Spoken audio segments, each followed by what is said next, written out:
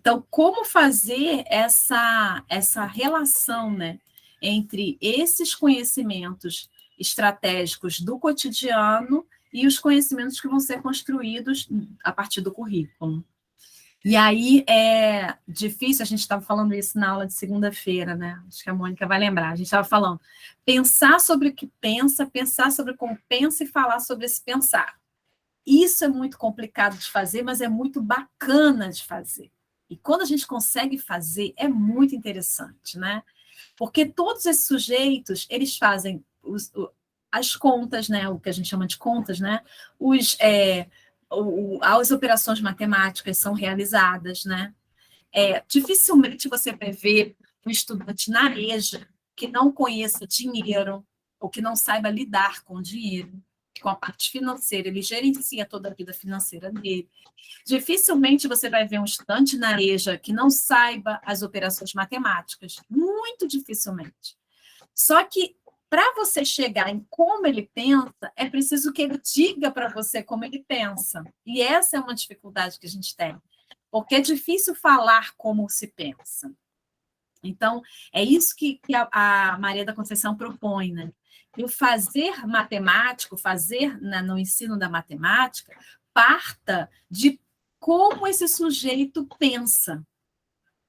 Porque partindo de como esse sujeito pensa, o trabalho pedagógico vai ser muito mais facilitado, né? Porque, na verdade, o que a gente vai garantir são condições de construção de uma matemática escolar. Mas o princípio, né, da matemática, as estratégias, elas já estão garantidas, elas já estão postas. E aí ele vai dizer que ele precisa comunicar seu pensamento, dando-lhe forma, critério, razão e importância. É um exercício cognitivo social, né? E aí, esse exercício cognitivo social, ele vai, né, gerar um conhecimento solidário que a escola pode lhe proporcionar. Eu acho interessante porque muitas vezes eu fazia isso com os alunos, eu falava, vem aqui no quadro, seu fulano. E aí o senhor lá, que era pedreiro, que construía casa que ele construía nunca caía, nunca dava problema, infiltração, nada disso, mas que vinha para a escola no intuito de, né, aprender essa linguagem da escola, esse conhecimento escolar, e ele vinha para o quadro, pegava a caneta e fazia, professor, eu pensei assim, assim, assim. E era difícil, né? Porque nem todo mundo conseguia mostrar para mim como elaborar o pensamento. E aí, quando a pessoa mostra para você como elabora o pensamento, aí você diz, então isso aqui é isso aqui na escola, isso aqui é o algoritmo, isso aqui é, né? Como é que isso se dá? Mas era muito interessante fazer esse exercício. E aí, assim, José faz de um jeito, Maria faz de outro, Pedro faz de outro. Porque as estratégias são diferenciadas, as estratégias não são únicas. Um vai usar o dedo para contar, o outro vai fazer só o cálculo mental, o outro vai usar o pauzinho, o outro vai precisar de um elemento concreto. E aí vai. Dificilmente, eu cheguei a ver uma aluna que ela se matriculou na escola porque ela passava troco errado. Ela não sabia passar o troco. O que ela fazia? Foi a única vez que eu vi uma pessoa que não conhecia dinheiro. Ela já era uma senhora de uns 50 e poucos anos, quase 60, e aí ela trabalhava vendendo cafezinho na estação de trem de Bangu. Então, todo dia, às 4 da manhã, ela saía de casa e ela ia para... Então, ela acordava antes das 4 da manhã, para chegar na estação de trem e vender o cafezinho. O que ela fazia? Como ela não sabia passar o troco, ela confiava no cliente. O cliente tinha que dar o troco para ela, fazer o trabalho ali do troco. E ela falou que, às vezes, a filha dela que chegava em casa e conferia. A filha dela dizia, mãe, você saiu com R$ 10 e voltou para casa com 5, sabe?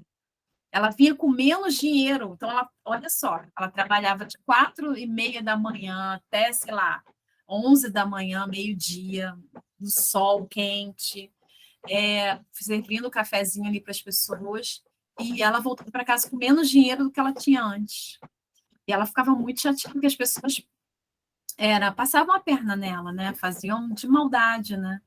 E aí ela falou, eu vou entrar na escola e eu vou aprender, porque ninguém vai mais me passar a perna. E aí ela aprendeu na escola, ela reconhecia as notas e trabalhava com as operações para o troco, e ela se deu conta disso, né, conseguiu dar conta dessa situação. E ela continuou na escola, mesmo depois de aprender, ela continuou na escola, porque ela falou que ela não queria sair, ela só queria sair quando terminasse o ensino fundamental.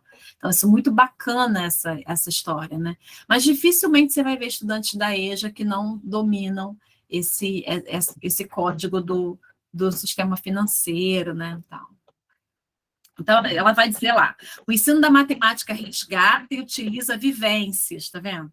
Sentimentos, cultura, acrescentando no processo de confronto e reorganização mais um elo à história do conhecimento matemático.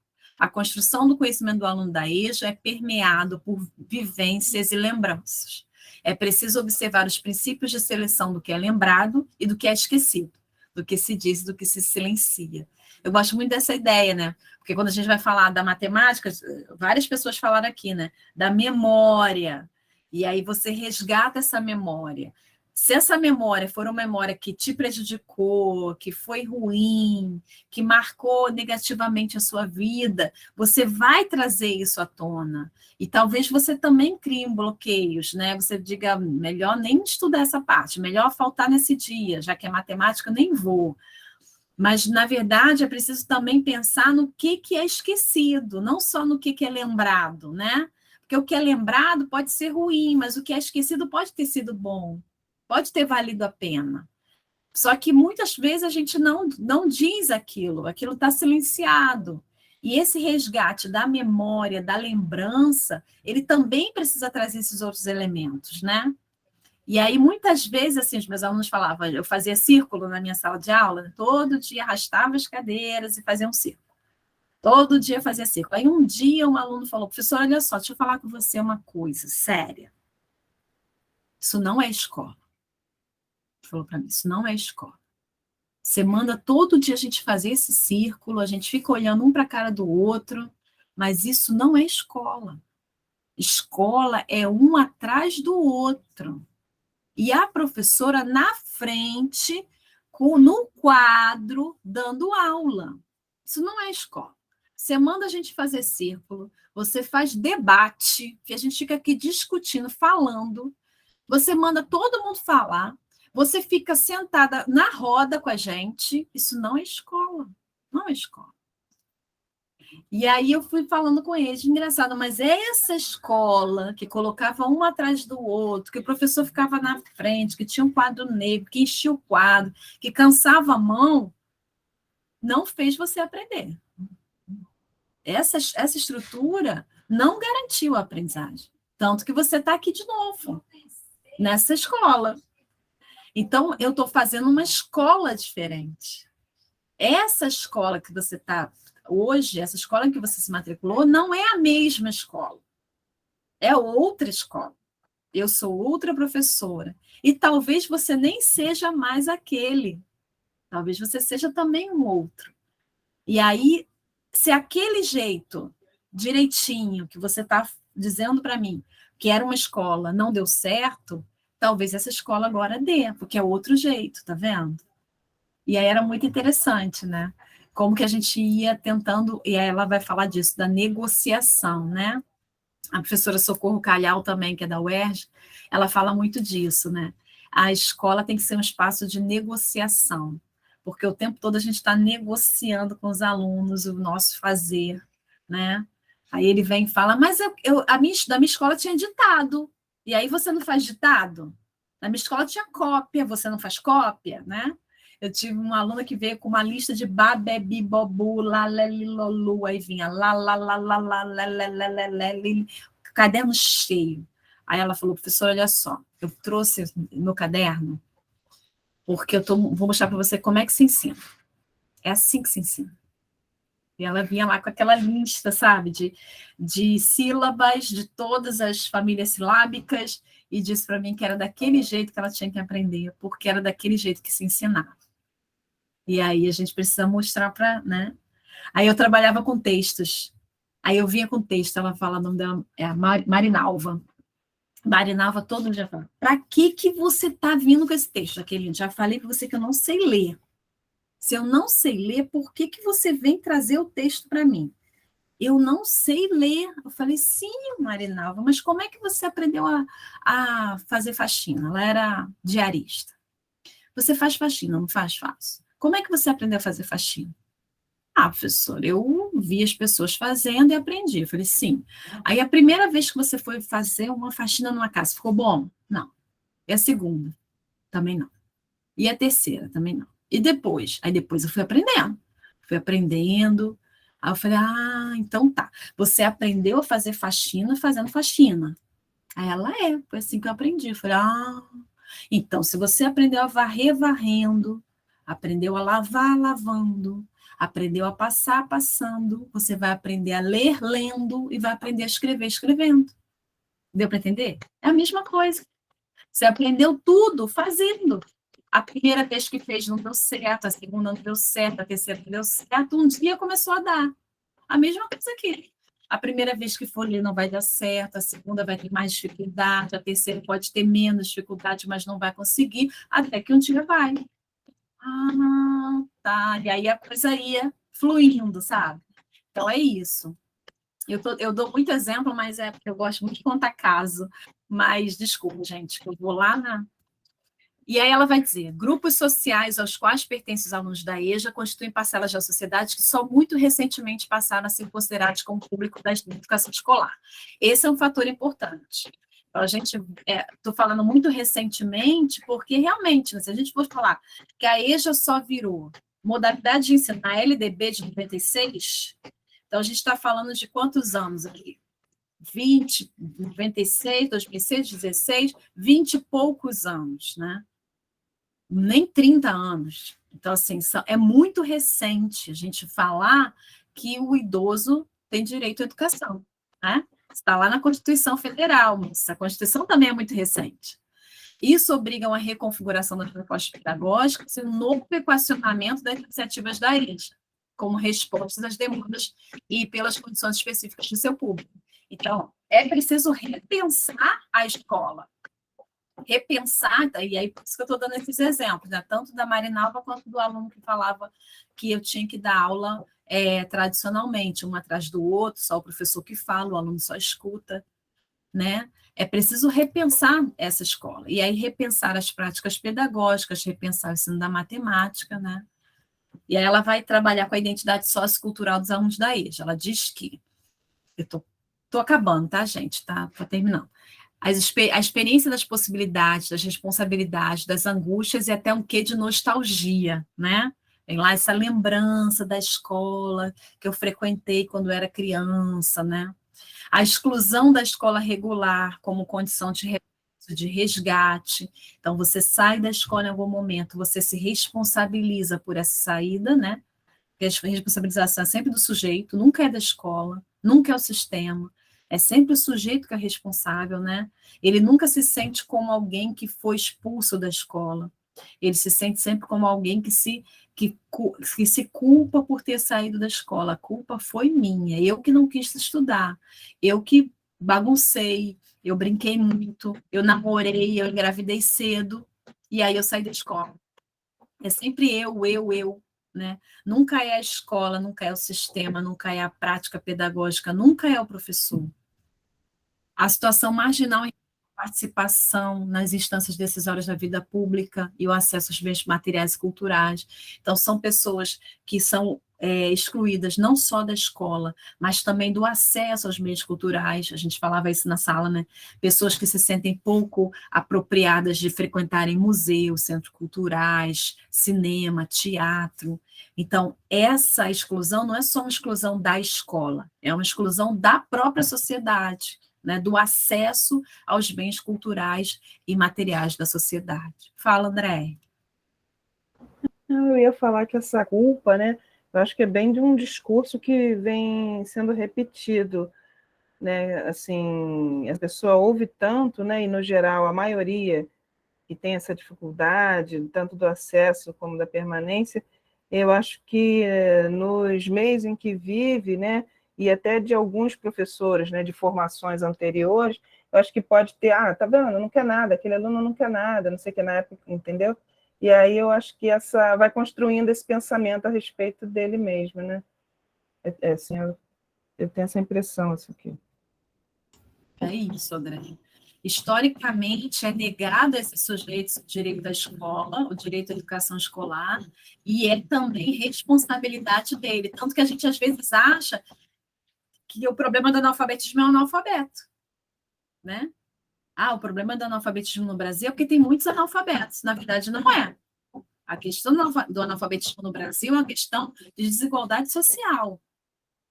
Enquanto houver desigualdade social, vai haver analfabetismo no Brasil, baixa escolarização, exclusão escolar, porque a desigualdade social gera desigualdade educacional, né? Tem a ver com a desigualdade econômica. Então, na verdade, a questão está na desigualdade, não no analfabeto. Mas a gente, às vezes, carrega isso e vai reproduzindo isso na fala, na própria condução do processo, né? O adulto entra no ônibus com o Rio Card, de uniforme, geralmente o motorista ou o cobrador solta uma piadinha para ele. Vai comer merenda, com essa idade, não sei o quê. Gente, isso é um absurdo, isso é uma falta de respeito, né? Porque socialmente não tem lugar para ele na escola. Não tem lugar para ele na escola.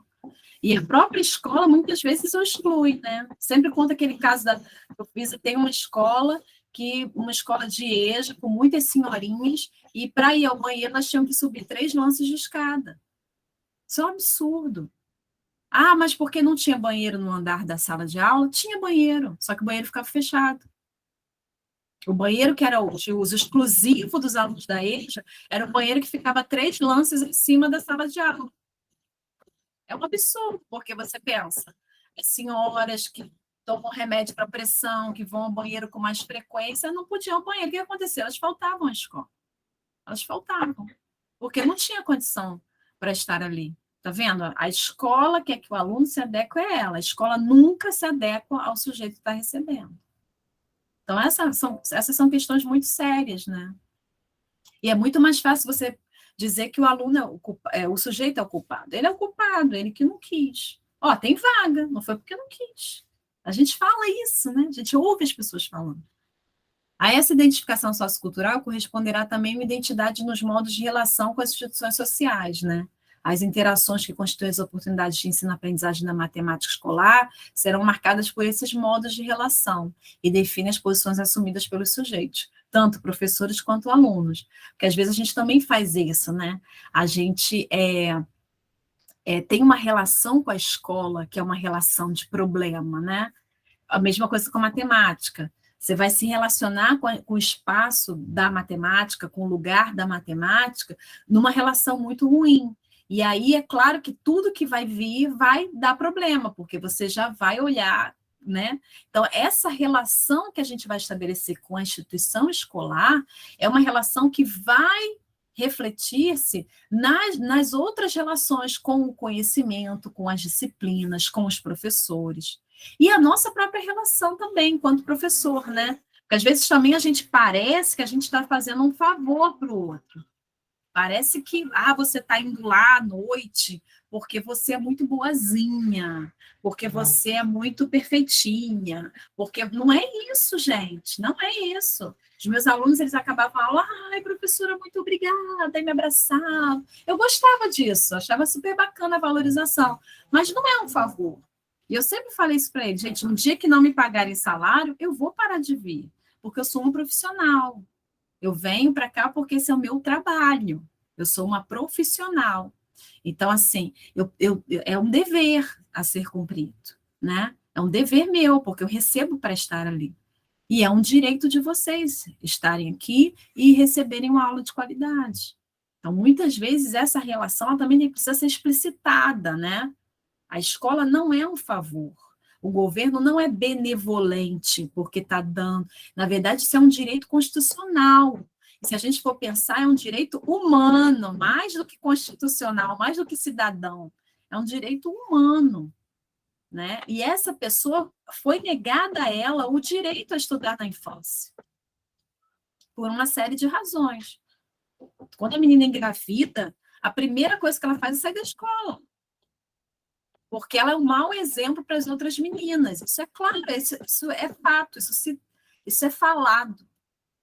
Não é dada condições da mulher que tem uma criança pequena estar na escola. Então, isso é fato. Aí você vai dizer, a culpa é dela que não engravidou. Essa é outra questão. A gente pode até discutir a questão da política de planejamento familiar, como é que a saúde poderia atuar nesse campo. A gente vai fazer uma série de problematizações. Mas eu estou falando da escola. A escola não é pensada para uma mãe que tem filho pequeno. Não é. E aí ela vai dizer, essa relação, então, vai ser um espaço de confronto o tempo todo, né? E uma arena de negociação de significados. E aí ela vai dizer que essas duas funções, né? O espaço de confronto e a arena de negociação de significados são duas potências com relação ao ensino da matemática na IES, tá? Gente, deu 11 horas, eu continuo, Gênesis, o que você acha? Eu estou terminando, mas ainda falta um pouquinho. Olha, não sei, você acho que o quê? 5 minutos, 10 minutos? Realmente tem a questão da disciplina. As meninas têm aula? Não sei, Carla e Lorena, né? A disciplina era de 9h40, então 9h40, 10h30, e depois seria 11h20. Não tem tempinho, tem tempinho ainda. Tem tempinho. Tá bom. Concluindo, então. E aí ela vai dizer, muitas vezes o aluno se recusa à consideração de uma nova lógica, essa é uma questão, e eu já vi isso também, né, do aluno que diz, mas eu sempre fiz assim, foi assim que eu aprendi na escola, na infância, e aí meio que se recusa a considerar uma outra, né? Eu tive uma aluna, por exemplo, que ela saiu da escola porque ela falou que a escola não era um lugar onde a professora tinha que fazer debate na sala de aula. Todas as minhas aulas partiam de um debate, de uma discussão, de uma conversa, e aí ela meio que ficou chateada e saiu, foi para outra escola. Às vezes acontece, né? E isso é importante ser considerado. Muitas vezes essa recusa à consideração de novas lógicas, né? De novas formas de aprender, de novas pedagogias, né? E outras vezes o próprio aluno, e aí também é uma outra questão, se impõe uma obrigação de despir-se do conhecimento adquirido em outras atividades da vida social. Às vezes ele também não quer não quer fazer memória, não quer lembrar da história.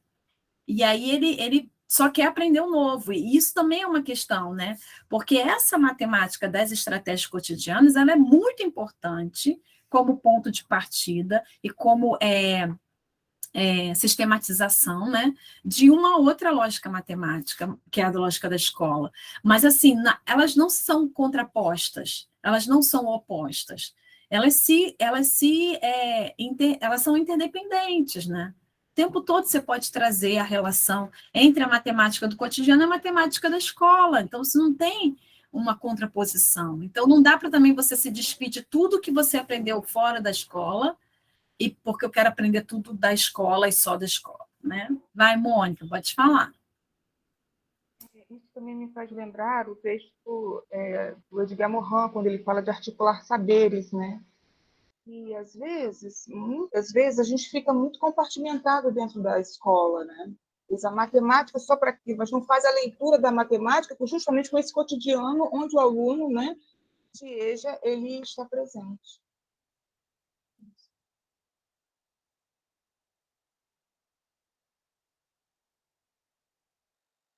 Desculpa, eu estava falando. E claro, né, Mônica, aí eu acho que fica mais difícil para a gente, enquanto professor. Você vê? Não dá, você precisa planejar a aula. Porque se você vai considerar os saberes construídos fora da escola, no ambiente escolar, essa aula tem que ser uma aula planejada, trabalhada. Então, você não é aquela aula tradicional que você fala, abre o livro na página 25 e faça a tarefa. Não é isso, né? É muito mais conversar, muito mais trazer essas estratégias, dialogar com estudantes da EJA, né? É muito isso. E aí, eu acho que o Morin ajuda a gente a pensar. Você lembrou bem. Quando a gente fala da a transversalidade dos saberes, é por aí, né? Esses conhecimentos que são aprendidos no cotidiano, na vivência, e que são tão importantes para as disciplinas, não só para a matemática, mas para as outras disciplinas como um todo, né? Então, é pensar no trans, é pensar nesse atravessamento dos conhecimentos, né? Eu lembro que os meus alunos falavam assim, professor, então vai ter um caderno para matemática, um caderno para português? Não tem necessidade de nada disso, gente. É um caderno. Talvez a gente nem use tanto caderno, né? Porque talvez nem seja tão necessário o uso de um caderno. Mas é importante pensar numa aula que não é só da matemática, né? Numa aula que é pensar a matemática, a linguagem, tudo ao mesmo tempo, né? Até porque a matemática só do algoritmo, ela é tão fragmentada, né, que a ponto da pessoa talvez não de fato aprender, que é outra questão, né? É só um mecanismo, só uma técnica, que você vai decorar a técnica, vai decorar a fórmula, o mecanismo e vai aplicar. E ao professor cabe estar atento em relação à existência e enfrentamento dessas tensões, né? Aí ela vai dizer, é importante a garantia do espaço dos jovens e adultos na escola e considerar as especificidades na ressignificação da prática pedagógica. E aí é claro, né, gente, se você tem jovens, adultos e idosos, você também vai ter inserções diferenciadas na escola, porque geralmente o jovem, ele tem uma experiência com a escola muito recente, né? De ter saído da escola há pouquíssimo tempo, ou então nem ter saído da escola, ele estudava de dia, vai estudar à noite na EJA. Então, essa é uma questão. A questão do adulto é uma questão de um pouco mais de afastamento. Então, tá vendo? É outra especificidade. A questão do idoso talvez seja aquela de nem ter frequentado a escola. Então, é outra especificidade, tá vendo? É preciso observar essas especificidades, a identidade cultural desses estudantes, né? Porque são marcadas por essa dinâmica da exclusão que a gente falou, que a gente está falando desde o início. Mas é também entender qual é a relação que esse sujeito vai estabelecer com esse espaço escolar, né? Uma relação de ontem eu estava aqui, agora eu estou aqui, ou de há muito tempo eu não venho aqui, ou de nunca vim aqui. Então, essa relação ela pode ser muito diferenciada. Há uma crença de que o fracasso em matemática causa evasão escolar. Esse é um ponto que eu gosto muito de refletir com os meus alunos quando eu estou dando abordagens pedagógicas na EJA, né? É a matemática que causa evasão? Porque isso parece que é uma máxima, né? Você reproduz essa fala. A matemática causou evasão. Ah, viu? Ele deixou a escola por causa da matemática. Deixa eu só pegar a página que eu queria ler para vocês o trechinho. Acho que é na 32. Eu queria ler para vocês.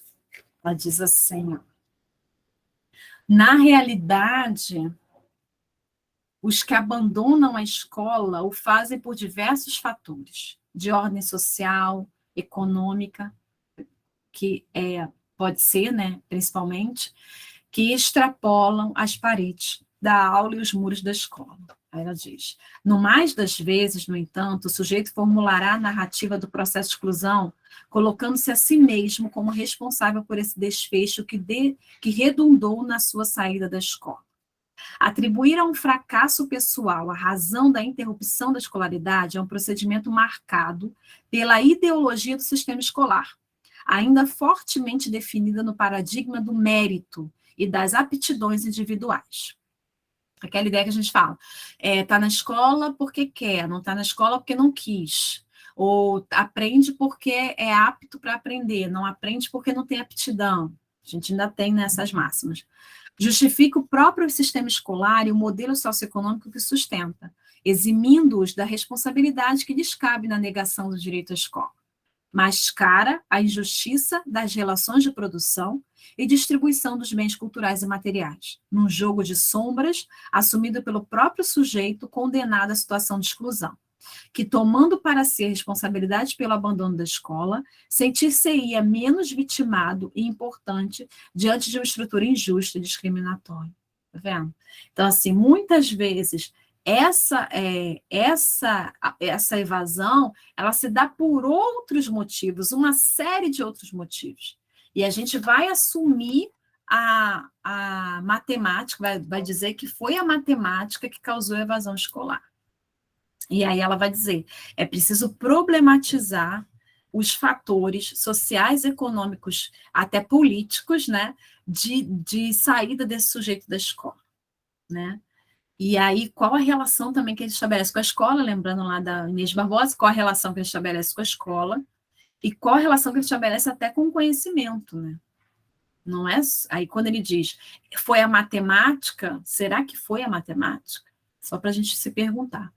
Com relação à instituição, há um descrédito, uma mágoa, um desânimo, né? Mas o sujeito formula a narrativa do processo de exclusão, colocando-se a si mesmo como responsável por esse desfecho que redundou na sua saída da escola. E aí é fato, né? Se você tem uma meritocracia na escola, né? Você nega o direito à escola, você condena esse sujeito à situação de exclusão. E aí nega a ele o acesso a determinados modos de saber, né? Há uma dificuldade, né, na adequação da escola para atender um público que não é o alvo da escola. E aí é fato que, assim, é mais fácil fechar a escola, né? A gente está vendo isso no Rio de Janeiro, fechamento de turmas e escolas. É mais fácil você dizer, olha, essa turma vai ser fechada porque só tem 5 alunos. É mais fácil do que você fazer uma busca ativa, uma chamada pública, né? É mais fácil você dizer, olha, eu vou fechar porque tem poucos alunos na sala de aula. Qual é, então? Então, os 5 alunos não são importantes? Então, qual é o mínimo, então, necessário? Tem que ter 30 para se manter uma escola, se manter uma sala de aula? E aí ela vai dizer, constrangimentos, perdas de referência ou desinteresse refletem essa inadequação. É como se a situação da exclusão da escola regular fosse em si mesmo potencialmente geradora de fracasso na situação da escolarização tardia. Essa é uma outra questão. Uma vez eu vi uma coordenadora pedagógica, esse ano de 2017 que a gente visitou as escolas, uma coordenadora pedagógica na frente da gente, que era de fora da escola, 2 professoras. Ela olhou para a aluna e falou assim, você não sabe que para entrar na escola tem que estar de sapato? Você tem que vir de sapato. E aí uma mulher, devia ter uns 37 anos, por aí, disse assim, professora, mas eu não tenho sapato. Eu venho de sandália porque eu não tenho sapato. E ela diz, então a partir de amanhã você só entra na escola de sapato. Tá vendo? Esse é o constrangimento. Gente, é o sapato que vai fazer essa mulher aprender melhor? Eu fico pensando, né? O que a gente faz com esse estudante? O que a gente faz com esse aluno? E, claro, ela falou daquele jeito, rispidamente, era uma visita. Eu fiquei pensando, gente, por que fazer isso? Para que fazer isso? Não tinha necessidade nenhuma. A gente fazia uma visita pedagógica, não tinha nada a ver. E ela falou na frente da gente, eu fiquei muito envergonhada. E a minha colega ficou tão envergonhada que no dia seguinte ela mandou para a escola um sapato. Ela perguntou o número dela e mandou um par de tênis para ela. No dia seguinte, que ela falou, gente, eu não vou deixar aquela aluna abandonar a escola por causa do sapato. Mas olha como que a gente faz. A gente, mesmo ela tendo uma atitude super nobre, né, de comprar o sapato para a aluna, eu achei super nobre, mas não era isso.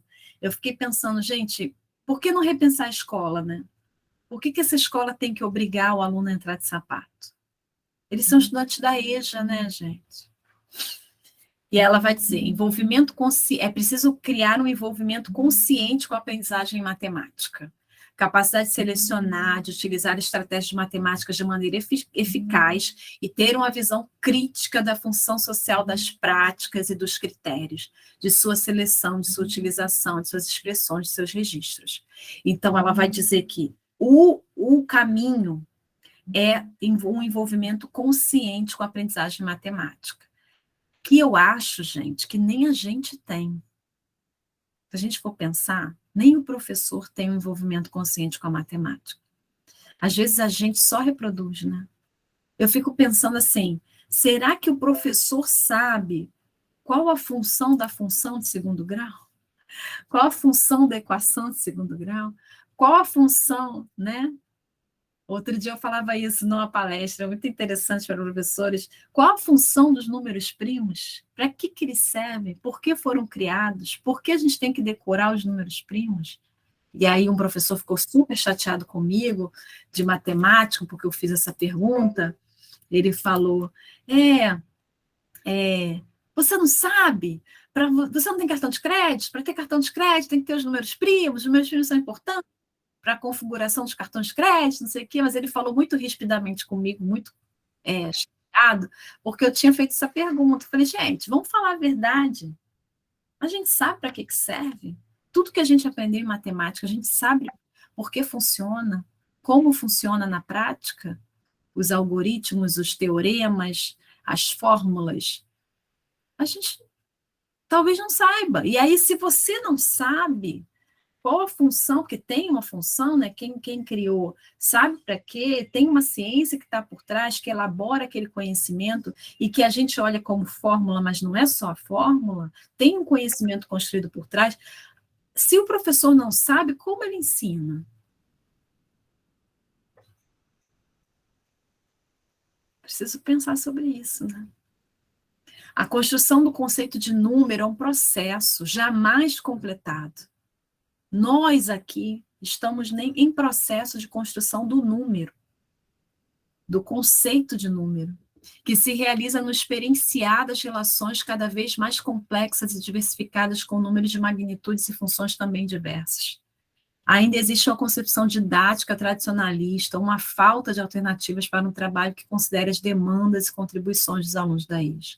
Isso também é reflexo das representações de educadores e instituições sobre os alunos de EJA, vistos como incapazes de compreender conceitos e relações mais sofisticados. Ainda tem essa questão, né, do preconceito que a gente carrega quando a gente mostra, quando a gente não acredita no potencial do estudante, né?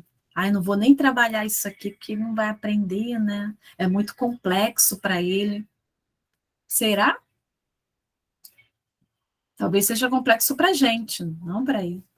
O resultado é um desinteresse e desânimo por causa da impossibilidade de conferir sentido àquilo que se vem obrigado a realizar, né?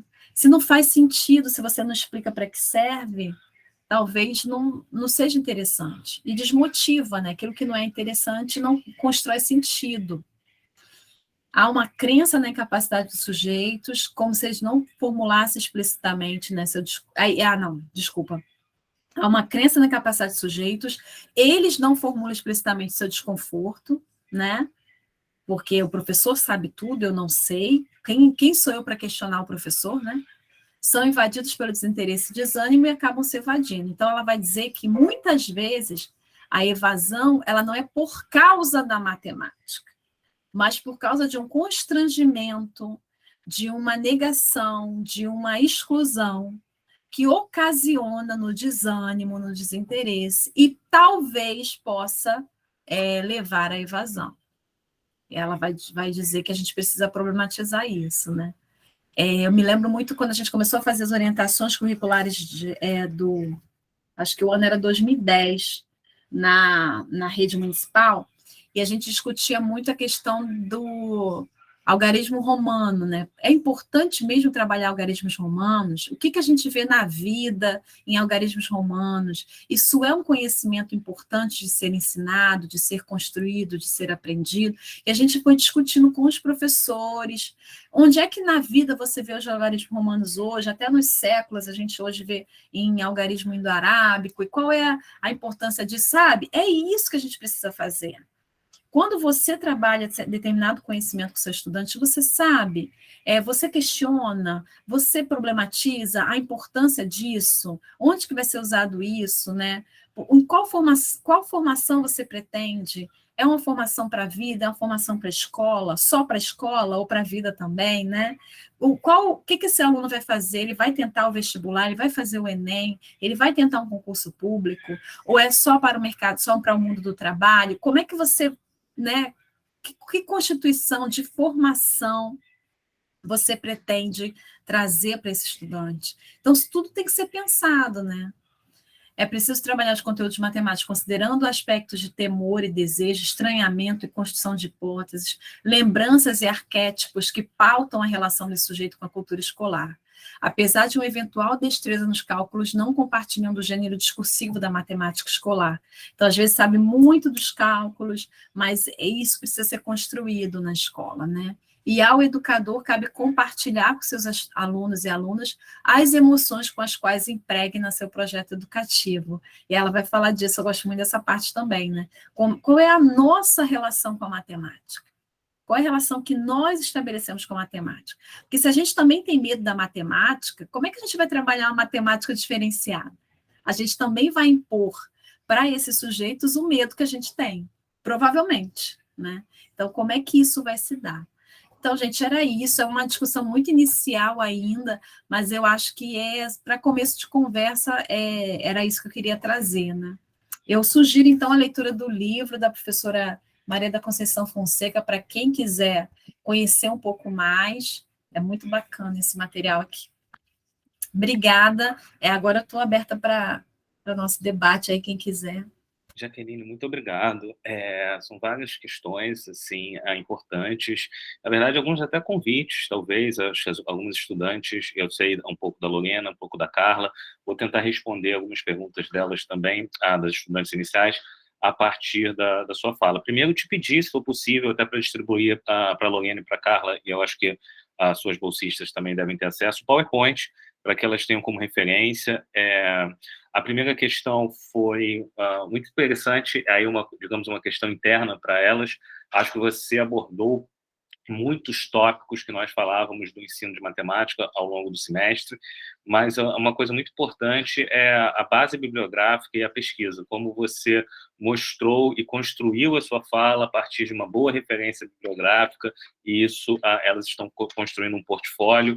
Eu vou mandar um e-mail durante sua fala, por isso também, quando você falava, mencionava alguém, eu procurava, tentava achar textos e tal, fui colocando alguns ali, mas assim, tentando ser bem sucinto, as perguntas iniciais eram como fazer. Diante dos exemplos que você deu, eu adoro exemplos concretos, eu sou a favor, inclusive, de fazermos literatura com os exemplos concretos, porque eu acho que eles, de certa maneira, eles não apenas iluminam o que está sendo dito, mas a nossa própria experiência de vida.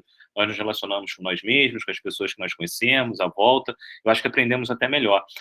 Uma maneira, por exemplo, como pergunta, né, como fazer, métodos, é simplesmente a matemática vista como um modelo investigativo da sociedade. Então, a princípio, você tem uma sala inicial de EJA, você simplesmente faz uma coleta de dados, o que as pessoas fazem, quais são as profissões, ou como elas exercem o dia a dia, o cotidiano. Alguns exemplos foram cozinheiros, construção civil, costureira, diarista, e aí, dependendo do contexto, trabalho no campo. Depois disso, você consegue, por exemplo, mostrar a importância da matemática para o entendimento da sociedade ou daquele grupo. Aí você faz também uma questão de gênero, você consegue fazer uma questão étnico-racial, e mostrando como a matemática pode te ajudar a orientar esses dados muito importantes. De certa maneira, depois disso, uma outra possibilidade de trabalho é que você, a partir dessas atividades profissionais que são desempenhadas naquele grupo, você consiga pensar, como vocês mesmos ressaltaram, não lembro agora, uma pessoa lembrou o Mohan, acho que foi a Mônica, a questão da transdisciplinaridade. Ou seja, como na cozinha, e temos alguém formado em química aqui que pode nos ajudar, é até um tópico que nós tratamos, questão de receitas com ela no PPM1, como na cozinha você tem diversas disciplinas que estão ocorrendo ali, como a própria questão da química, de remédios populares, como que as razões, proporções da matemática ali se manifestam. Enfim, a construção civil, temos o fato de modelos. O meu pai era pedreiro, né? Você vem de uma família de pedreiros, e meu pai construía algumas coisas. Depois ele foi trabalhar em algumas indústrias e tudo, ele construía alguns objetos. Eu lembro que ele não tinha uma formação, digamos, normal da matemática, mas ele tinha tabelas trigonométricas em casa, assim, eu até tentei resgatar para usar isso em sala de aula, porque ele construía instrumentos, ele ia na indústria, ficava fazendo instrumentos de ferro, etc. Então, veja, tem um torneiro mecânico, como da matemática, o que tem ali. Então, acho que todos esses ambientes, a matemática poderia nos ajudar. Devido ao tempo, eu vou salientar dois casos apenas. Um, que eu perceba que o ponto eu quero chegar à infantilização. De que tal maneira nós infantilizamos a nós mesmos, os adultos, os jovens, e aí a professora Jaqueline mostrou muito isso ao longo da fala, e, de certo modo, como as fórmulas matemáticas são meios de infantilização. São meios de, olha, ela disse, vocês não vão ter acesso a esse conhecimento porque vocês não têm tempo, porque vocês trabalham, porque vocês agora não estão na idade adequada, porque vocês são muito jovens. Agora vocês estão muito adultos. Então, parece que ninguém nunca está na idade adequada para esse conhecimento. Então, eu prefiro deixar aqui na caixinha, porque fica mais fácil. Você não precisa pensar. Confie em mim. Mais um fato, esse exemplo que a professora nos deu do círculo, eu vivenciei isso em diversos níveis, e percebam como é distinto. Ela deu uma educação de jovens e adultos. Eu recebi, esse ano, pós-pandemia, no CAP, uma situação do seguinte sentido. Eu havia pensado, sabendo as dificuldades pós-pandemia, de iniciar as aulas com resoluções de problemas. Então, eu passo um problema concreto e, a partir da resolução do pensamento dos alunos, eu vou dizendo, olha, tá, tudo bem, mas e desse medo, e dessa maneira, e dessa maneira? Ah, tá bom, tem um caminho aqui. E, evidentemente, você vai guiando com as perguntas, e o caminho vai surgindo a partir daquilo. E depois eu falava, legal, então a gente consegue resolver esse caso. Tem um modelo geral aqui, olha, então a resolução é essa. Olha, é esse o tema da aula de hoje, a fórmula é essa, tá? Mas olha como que você construiu o passo a passo, como você demonstrou assim, assim, assim. Um grupo, na verdade, duas pessoas, uma dupla, veio falar comigo e disse, professor, a gente está reclamando porque você não dá aula. Você vem aqui, eu falei, mas o que você entende como uma aula? Ela disse, então, a gente queria que você fosse ao quadro e colocasse, matéria de hoje é essa, o exercício é esse, você precisa saber disso, decore isso aqui. Então, todo aquele processo de construção não era aula. Então, perceba, isso no ensino básico. Eu, quando estava nos Estados Unidos fazendo um curso de pós-graduação, eu fui convidado a apresentar. E eu não sei se vocês já viram, mas europeu, americano, eles são muito formais na apresentação. Então, eles pegam um texto lido e eles ficam ali lendo o texto. Eu tenho muita dificuldade de fazer isso, eu não sei se já perceberam, eu sou um pouco agitado. Então, eu não consigo ficar ali com aquele texto, aquilo me irrita. Então, o que eu fiz? Eu conversei com as pessoas e falei, gente, eu não vou conseguir, eu sei que eu tenho que ler em algum momento. Então, eu selecionei alguns pontos e a pessoa que tinha me convidado falou, Jean, faz da maneira que você quiser. Tudo bem. Só que tinha uma pessoa, uma doutoranda, formando nos Estados Unidos, e eu expliquei e disse no início, falei, gente, eu só gostaria de introduzir um pouco, falar das teses principais que são apresentadas, e depois eu lerei alguns trechos. Só que nisso, eu estava gastando ali uns 5 minutos só apresentando o que foi feito, a bibliografia e tal. Ela me interrompeu no meio do congresso e disse, olha, gostaria de lembrar o senhor que o seu tempo, você tem que começar, porque o seu tempo tem que começar a contar. Aí eu, na hora, tempestivamente, depois eu falei com ela, pedi desculpas, falei, olha, eu achei que eu já tinha começado. Inclusive, eu virei o relógio, eu estou contando o meu tempo. Então, observem que, então, para ela, ali não era uma palestra.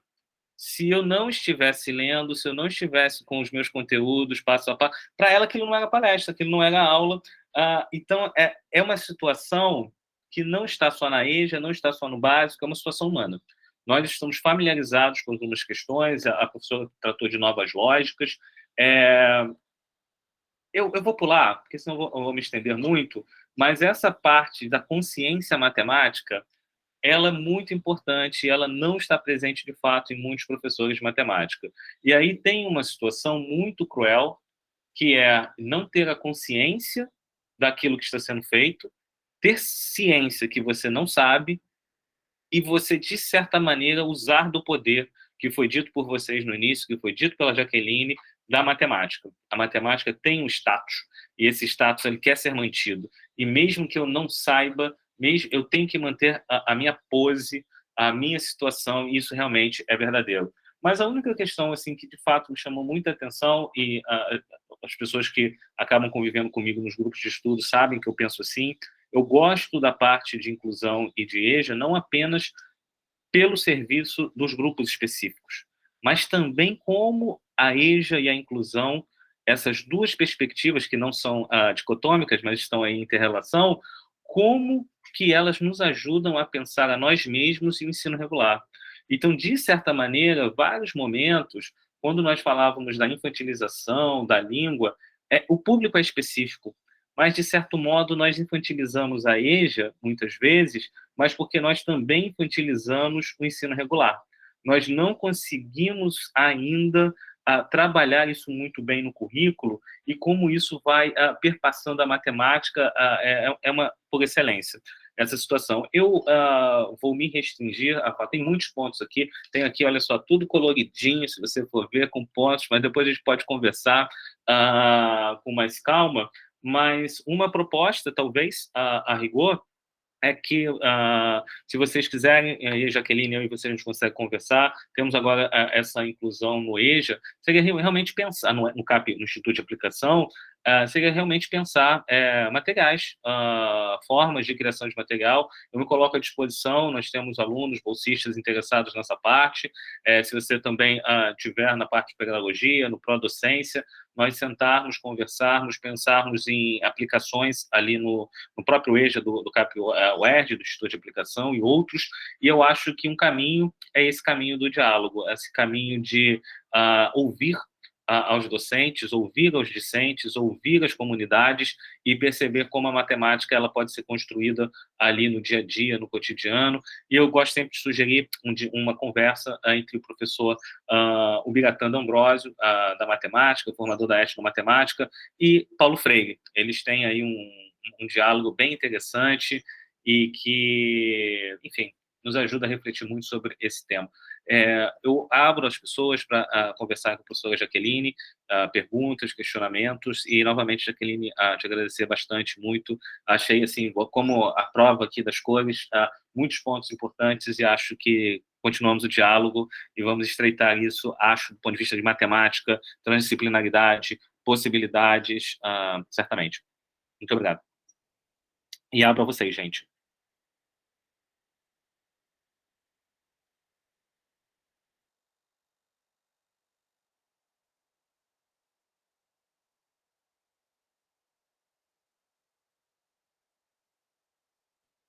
Bom, gostaria só de dizer que foi excelente, né? Foi uma manhã muito proveitosa. Eu acho que assim, me fez refletir bastante sobre essa caminhada, né? Na matemática na minha vida, na matemática nas minhas relações, na matemática com as pessoas com quem eu tive contato na época do PIBID. Eu até participei em Mesquita de uma programação chamada Respira Matemática, onde cada escola apresentava alguma atividade exitosa que tenha tido com os alunos, né?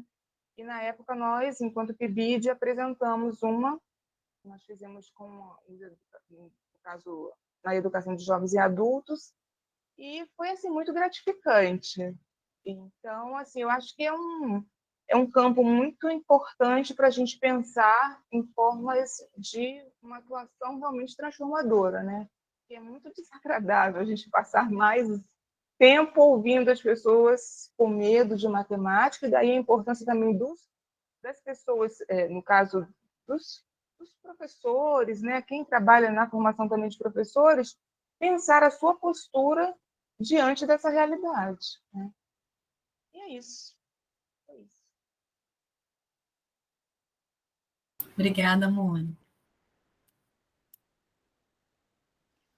Bom, temos duas informações e acredito que certamente estão pensando e refletindo sobre isso, e do que a Mônica disse, reitero, acho que nós deveríamos pensar, Jaqueline, até aproveitando os momentos, eu estou na chefia do Departamento de Matemática e Desenho. Ontem, por exemplo, conversamos com o Departamento de Atendimento Especializado. Seria importante, assim, se em algum momento a gente conseguir articular isso do ponto de vista formal, acadêmico, mais prático ali também, acho que seria bem interessante conversar, e, enfim, articulo com o departamento e, enfim, portas abertas, acredito que seria bastante. Temos, por exemplo, a professora Gabriela Barbosa, que trabalha com essa parte, enfim, tem programas de pós-graduação em educação básica do CAP, que tem algumas teses e dissertações que estão sendo feitas nesse caminho, então seria bem interessante mesmo, em resposta também as perguntas iniciais da Valneide, da Andréa, da Stephanie, da Mônica, sobre como, né? Eu acho que o como passa, primeiro, pelo que você nos orientou hoje, uma pesquisa bem feita, um trabalho bem feito de orientação, e também o convívio na sala de aula e o convívio com o grupo especializado, o EJA, nesse caso, para que desse diálogo as situações concretas surjam e, evidentemente, aí caberia, como a Mônica disse, temos que ouvir. Mas parece que, infelizmente, a surdez ela parece estar nos contaminando de diversos níveis pessoais e institucionais também. Mas, novamente, deixo aberto para vocês em perguntas.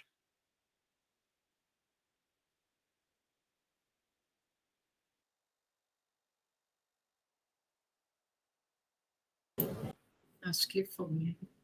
Gente, então, eu quero só repetir que a gente vai estar com o curso, não sei se, assim, é a primeira vez que a gente vai oferecer esse curso, o curso está sendo pensado ainda, mas eu vou disponibilizar para vocês o link de inscrição, e quem puder participar, às quintas-feiras, lá na UES, Faculdade de Educação, começa dia 30 de março, e é sobre letramentos e numeramentos na EJA. Então, só me colocando novamente à disposição, professor Jean, qualquer coisa, só chamar, estou aqui.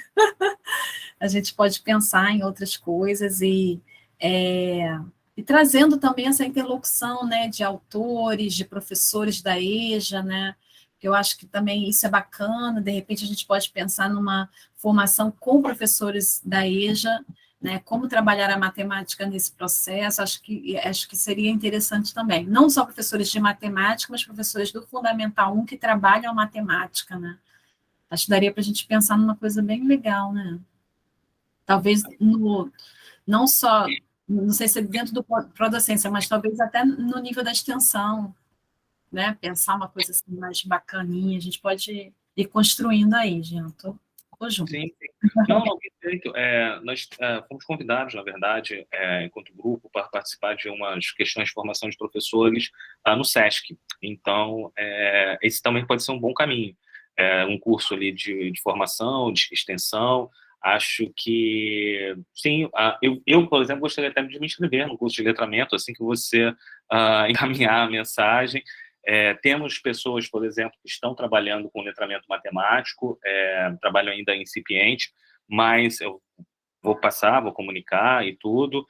Quinta-feira, infelizmente, talvez eu tenha questões administrativas, eu vou ter que ficar ajustando e tudo, mas, sim, eu acho que abrimos o diálogo, conversarmos, e agradecer novamente, professora, muito obrigado, foi excelente, acho que foi bom ter gravado, eu prometo que eu envio as edições, está demorando bastante, a gente tem muitos vídeos do projeto, mas nesse sentido, achei excelente, acho que fica como um marco da nossa relação, do nosso grupo, entre os nossos grupos, porque já tivemos a primeira palestra junto com a professora Cláudia, uma conversa, hoje uma aula, e, de fato, para provocar a Stephanie, que nos provocou, para provocar a Mônica e todos que nos provocaram em relação a como fazer, acho que um processo inicial é pensar a realidade, como nós estamos pensando.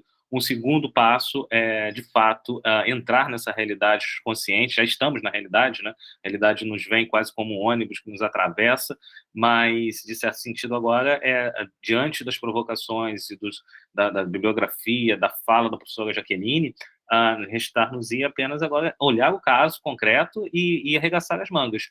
Acho que, se for fazer um círculo, se for fazer um retângulo, se for interagir, se formos ser criticados porque aparentemente não estamos dando aula regulares, faz parte do processo, e acho que é um processo de aprendizado tanto para nós quanto para eles, e é isso, nos envolvermos e atuar. Então, certamente procurarei, Jaqueline. Agradeço muito, muito obrigado por todas que participaram, e fecho o vídeo. E é isso. Abraço, gente. Obrigada, gente. Obrigada, Jaqueline. gente. Obrigada, Até a obrigada próxima. a todos. Não rolou foto, né? Mas tudo bem. Obrigada. Tchau, tchau. Abraço. Beijo, tchau.